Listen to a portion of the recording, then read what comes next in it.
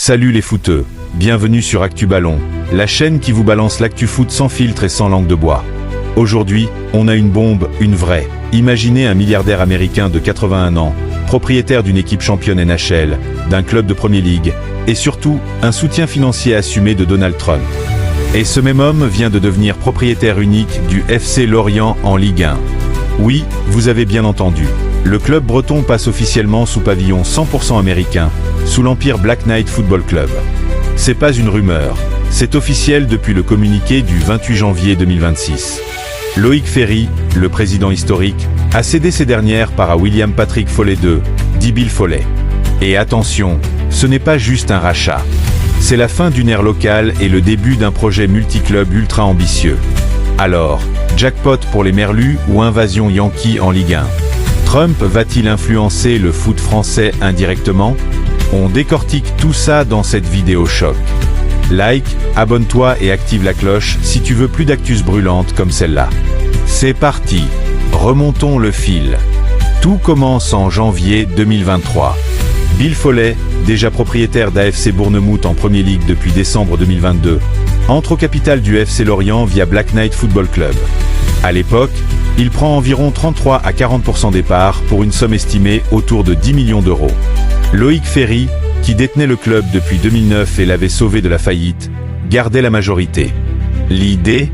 Créer un réseau multiclub pour partager scouting, joueurs, stratégie. Avance rapide. Novembre 2025, Loïc Ferry annonce qu'il veut intégrer ses parts restantes dans Black Knight. Et le 28 janvier 2026, c'est officiel. Black Knight devient actionnaire unique. Loïc Ferry reste impliqué, il est même accueilli dans le groupe, mais Foley a maintenant les clés du camion. Pourquoi Lorient? Le club est un bon profil, formation solide, stade rénové, le Moustoir, expérience en Ligue 1, et surtout, une position géographique idéale pour attirer des talents. Et cerise sur le gâteau, le club vient de remonter en Ligue 1 après avoir dominé la Ligue 2 en 2024 à 2025. C'est le centenaire du club en 2026, et il est de retour dans l'élite. Parfait pour un investisseur qui veut construire sur du long terme. Mais qui est vraiment Bill Foley? Né le 29 décembre 1944 au Texas, il a 81 ans aujourd'hui. Fils de militaire, il grandit entre le Texas et Ottawa. Il intègre West Point, l'académie militaire US, sort officier dans l'Air Force où il négocie des contrats de défense à plusieurs millions avec Boeing. Après l'armée, il décroche un diplôme de droit à l'Université de Washington en 1974. Et là, c'est l'ascension fulgurante. Il rachète et redresse Fidelity National Financial, une société d'assurance titre en difficulté, pour en faire un géant. Aujourd'hui, il est chairman de Cana Holdings et Black Knight Financial Services. Son empire ? Diversifié à mort, vignoble, Foley Family Win, golf, hôtel, station de ski, restaurant, pièces auto. Forbes estime sa fortune à 1,6 milliard de dollars en 2023. Un vrai requin des affaires. Mais ce qui nous intéresse, le sport. En 2016, il obtient l'expansion NHL pour Las Vegas. Les Vegas Golden Knights naissent en 2017. Paris fou, il promet la Coupe Stanley dans 6 ans max. Il la gagne en 2023. Succès total. Il y ajoute une équipe AHL, Henderson Silver Knight, une franchise indoor football, Vegas Nighthawks. Côté foot, Bournemouth en Premier League, racheté fin 2022, Moreirense au Portugal, une minorité à Hibernian en Écosse, et Auckland FC en A-Ligue australienne depuis 2023. Et maintenant Lorient comme pièce maîtresse du réseau Black Knight Football Club. Le modèle ?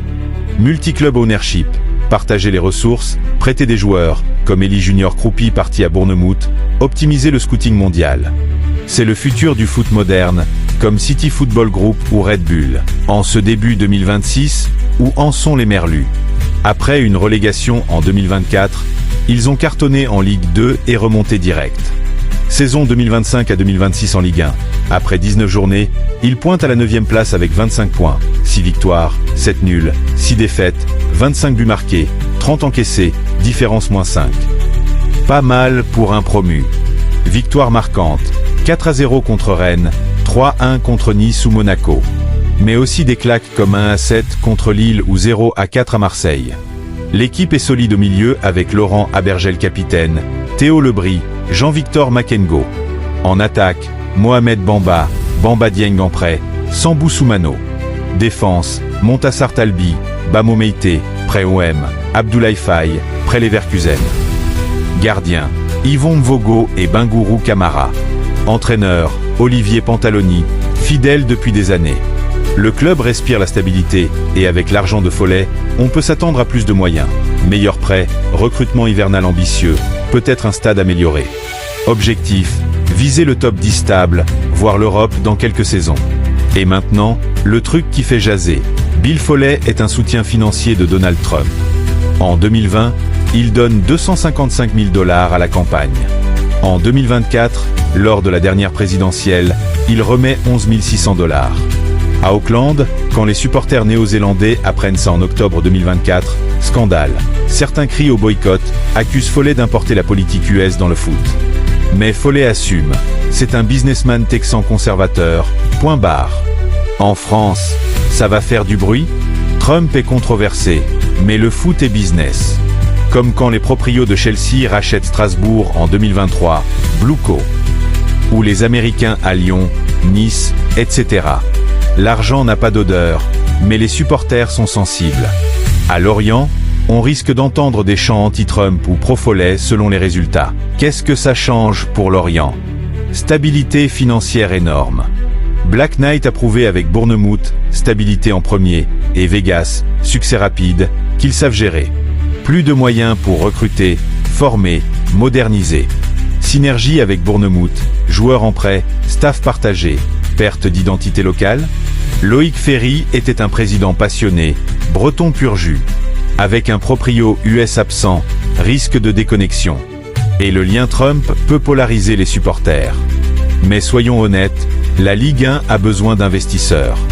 Avec les droits TV en crise, les clubs comme Lorient survivent grâce à ça.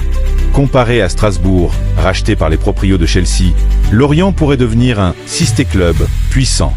Voilà les amis, le FC Lorient passe officiellement sous le giron d'un empire américain dirigé par un proche de Trump. C'est historique, c'est excitant, c'est controversé. Qu'en pensez-vous?